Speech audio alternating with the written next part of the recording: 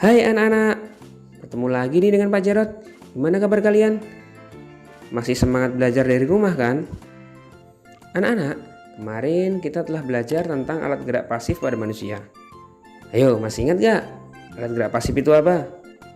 Ya, alat gerak pasif pada manusia itu tulang. Kalau kalian lupa, kalian bisa kok lihat video yang kemarin. Anak-anak, untuk saat ini kita akan belajar tentang alat gerak aktif pada manusia berupa otot. Ada yang tahu nggak apa itu otot? Biasanya kita sering menyebutnya daging. Nah, itulah otot. Nah, sebenarnya otot itu digunakan manusia untuk menggerakkan tulang. Jadi ada kerjasama antara otot dan tulang sehingga kita bisa bergerak. Untuk lebih jelasnya, yuk kita saksikan video berikut ini. Sekarang saatnya kita mempelajari tentang alat gerak aktif pada manusia. Masih ingat kan teman-teman apa alat gerak aktif pada manusia? Tepat sekali. Alat gerak aktif pada manusia adalah otot. Tahukah kalian apa otot itu? Otot adalah jaringan yang ada di dalam tubuh manusia yang bisa menggerakkan tulang, sehingga membuat hewan dan manusia seperti kita dapat bergerak. Lalu sebenarnya apa sih fungsi otot ini? Fungsi otot antara lain yang pertama, menggerakkan tulang sehingga kita bisa melakukan aktivitas seperti berjalan, mengangkat, dan memegang. Yang kedua, otot juga menggerakkan organ tubuh seperti jantung, usus, dan juga lambung. Dan yang ketiga, otot mengalirkan darah ke seluruh tubuh kita, teman-teman.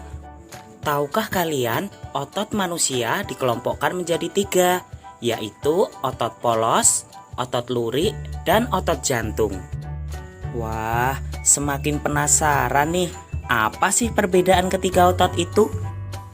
Kita pelajari lebih jauh lagi yuk teman-teman. Otot polos ini mempunyai ciri-ciri khusus teman-teman. Ciri-ciri otot polos diantaranya adalah waktu kontraksi antara 3 sampai 180 detik. Bentuk dari otot polos adalah gelendong. Otot polos ini terletak pada organ dalam. Otot polos memiliki satu inti sel yang berada di tengah. Oh iya teman-teman, pergerakan dari otot polos ini sangat lambat dan mudah lelah. Tapi otot polos ini bekerja dengan sendirinya. Jadi saat bekerja, otot polos tidak dipengaruhi oleh otak. Lihat gerakanku ini teman-teman. Nah, kalau kita sedang menggerakkan anggota tubuh kita itu, yang bekerja adalah otot lurik teman-teman. Otot lurik adalah otot yang menempel pada rangka. Maka otot lurik juga disebut otot rangka. Tahukah kalian mengapa disebut dengan otot lurik? Tepat sekali, dinamakan otot lurik karena jika kita lihat ada sisi gelap dan sisi terang yang berselang-seling, jadi disebut dengan otot lurik teman-teman. Nah, ciri-ciri otot lurik adalah otot lurik memiliki bentuk silindris dengan garis gelap terang. Bentuk otot yang panjang memiliki banyak inti sel. Inti sel itu berada di tepi teman-teman. Letak otot lurik adalah melekat pada rangka. Cara kerjanya adalah dengan perintah otak. Oh iya teman-teman, otot lurik ini bekerja dengan cepat dan mudah lelah teman-teman. Jadi saat melakukan aktivitas, jangan terlalu memaksa otot lurik kita ya teman-teman. Kasihan, nanti mudah lelah. Wah, ternyata banyak sekali ya teman-teman cirinya. Tapi kalian pasti ingat tentunya. Otot jantung ini berfungsi dalam memompa darah ke seluruh tubuh teman-teman. Lalu bagaimana sih ciri-ciri otot jantung ini? Otot jantung berbentuk silindris dan memiliki percabangan. Pada otot jantung memiliki satu inti sel yang berada di tengah. Otot jantung ini terletak pada jantung, teman-teman. Bekerjanya tanpa kesadaran manusia. Jadi, otot jantung ini bekerja terus-menerus dan tidak membutuhkan istirahat. Wah, kalau istirahat bisa-bisa jantung kita berhenti bekerja, teman-teman. Bagaimana teman-teman? Apakah kalian sudah memahami tentang organ gerak manusia? Luar biasa. Tentunya kita harus tambah bersyukur ya teman-teman. Kita sudah dianugerahi Tuhan organ gerak rangka dan otot, sehingga kita bisa melaksanakan aktivitas kita sehari-hari. Oh iya teman-teman, kita juga harus menjaga kesehatan supaya rangka dan otot kita tidak mengalami kelainan atau kerusakan. Tahukah kalian apa saja kelainan, gangguan, dan kerusakan yang terjadi pada rangka dan otot manusia itu? Sekarang saatnya kita mempelajari itu, teman-teman. Ya, itu tadi penjelasan tentang alat gerak aktif berupa otot. Gimana? Jadi lebih paham kan setelah lihat video tadi? Yuk kita coba bahas bersama-sama video tadi. Otot. Otot adalah jaringan di dalam tubuh yang berfungsi untuk menggerakkan tulang. Otot mempunyai fungsi. Yang pertama, menggerakkan tulang. Yang kedua, menggerakkan organ tubuh seperti jantung, usus, dan lambung. Yang ketiga, mengalirkan darah ke seluruh tubuh. Otot sendiri itu dibagi jadi 3. Ada namanya otot polos, otot lurik atau otot rangka, dan otot jantung. Gimana? Jadi lebih paham kan tentang otot? Untuk berikutnya, Pak Jarod punya satu video lagi. Kalian bisa saksikan video berikut ini.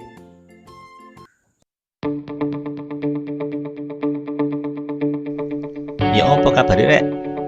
Ketemu maneh nang Pras Academy. Kali ini kita akan mempelajari tentang penyakit dan kelainan pada rangka manusia. Sebagai manusia biasa, kita tentu pernah mengalami sakit. Sakit ini bisa dialami oleh semua bagian tubuh, tak terkecuali pada rangka. Tulang-tulang yang menyusun rangka manusia ini juga bisa mengalami kelainan atau penyakit sama seperti bagian tubuh lainnya. Kelainan atau penyakit pada tulang ini bisa mengganggu fungsi kerja rangka atau mengganggu fungsi tubuh manusia secara keseluruhan. Kelainan pada tulang bisa disebabkan karena posisi tubuh yang salah saat beraktivitas, karena kecelakaan, atau karena pola makan.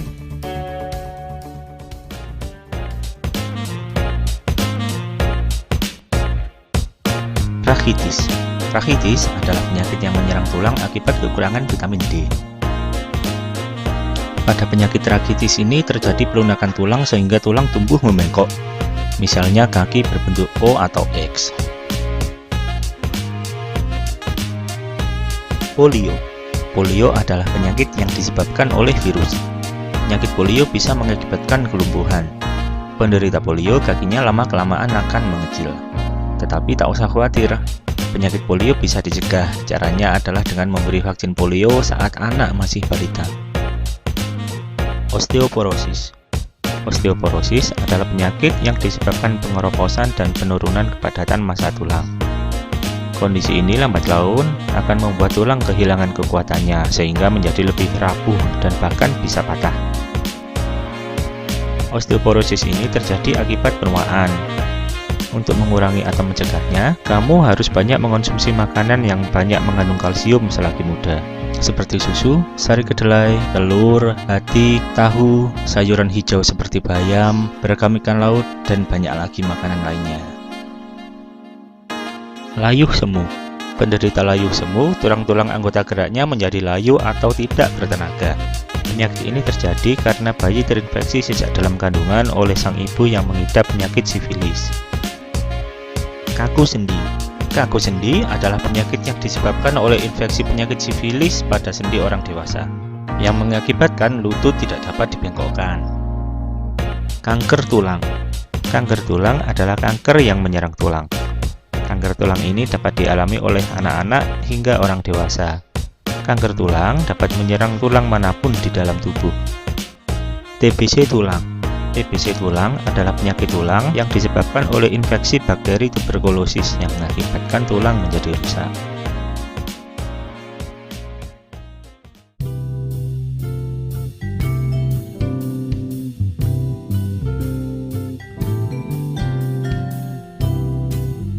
Kelainan pada tulang manusia bisa diakibatkan oleh dua faktor, yaitu karena kecelakaan dan sikap tubuh yang tidak tepat saat beraktivitas. Penyakit dan kelainan tulang karena faktor kecelakaan antara lain fraktura atau patah tulang, fisura atau retak, dan kalus, yaitu gelembung pada bekas patahan tulang. Sikap tubuh yang tidak baik atau tidak tepat saat beraktivitas bisa menyebabkan kelainan pada tulang belakang. Misalnya posisi duduk yang tidak tepat, kebiasaan memegang ponsel, bahkan posisi tidur bisa menyebabkan kelainan pada tulang belakang. Kelainan pada tulang belakang yaitu lordosis, tulang belakang terlalu membengkok ke depan. Kifosis, tulang belakang yang membengkok ke belakang. Skoliosis, tulang belakang terlalu miring ke kiri atau ke kanan. Itulah beberapa penyakit dan kelainan yang menyerang rangka manusia. Semoga bisa menambah pengetahuan kamu. Nah, itu tadi video tentang kelainan dan penyakit pada alat gerak manusia. Agar alat gerak kita itu tetap sehat, kita wajib loh menjaganya. Caranya gimana sih?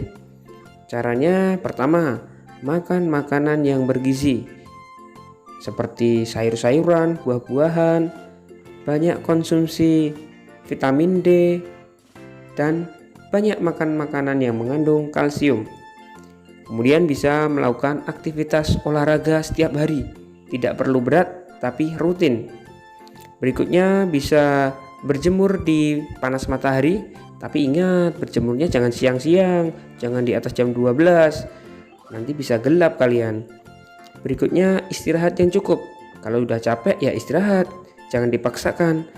Dan yang terakhir, tidak mengangkat benda yang terlalu berat. Nah, itu penting. Contohnya kalau kamu bawa tas ransel, ya jangan diisi batu bata. Nanti kalian bisa kena kelainan tulang belakang kifosis nanti. Ataupun lordosis ya nanti gitu.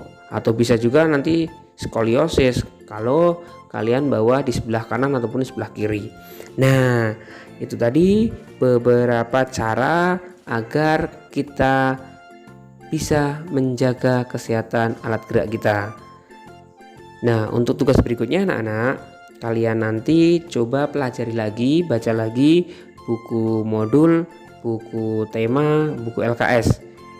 Catat hal-hal penting di buku catatan kalian. Setelah itu, coba deh kalian kerjakan soal-soal yang ada di LKS, yang ada di modul. Nanti kalau masih mengalami kesulitan dalam mengerjakan, kalian bisa kok tanya, Bapak. Nah, untuk pelajaran kali ini, Pak Jarod cukupkan sampai sekian. Jangan lupa jaga kesehatan, jaga semangat untuk belajar di rumah. Sampai ketemu lagi.